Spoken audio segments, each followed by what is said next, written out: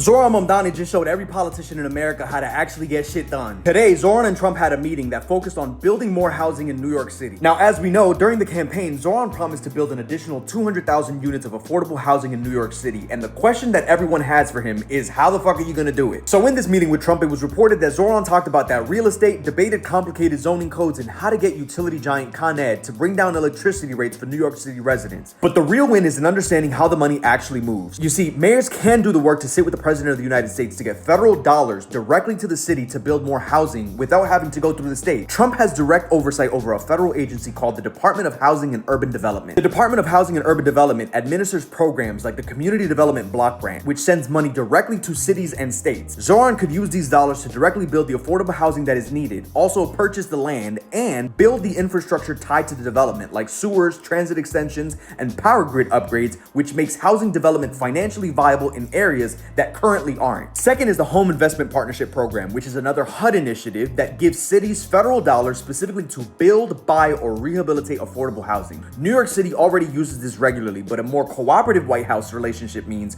larger sums of money and fewer bureaucratic obstacles to actually get shit done. Third, New York City's housing crisis is partly a land crisis. The city is a densely populated island with limited space, and one of the biggest levers that Trump has that people don't talk enough about is that he could direct federal agencies to transfer or lease underutilized federal land in and around New York City for housing. A great example of this is the Floyd Bennett Field in Brooklyn, which is actually already being discussed as federal land for housing. It's a decommissioned naval air station and national recreation area managed by the National Park Service. And when federal land sits underutilized in one of the most expensive real estate markets on earth, that's an enormously missed opportunity. The average person doesn't even realize that the federal government is literally sitting on land in Brooklyn and the Bronx that could have thousands of apartments on it today. The bottom line is that Mamdani and Trump have a good relationship that Mamdani is leveraging to better the lives of New York City residents by delivering on his campaign promises. And surprisingly, it doesn't even seem like it's a performative relationship, because if you look at just what happened with the New Yorker who was illegally detained by ICE in New York City, federal immigration agents allegedly used deception to gain entry into a campus residential building on Columbia's campus. And in that meeting about housing, Mamdani also shared his concerns about the student who was detained, and Trump immediately said that she would be released imminently. And it's that situation that shows the most important dimension of their relationship. The fact that the direct line to the White House isn't just symbolic, it's operational.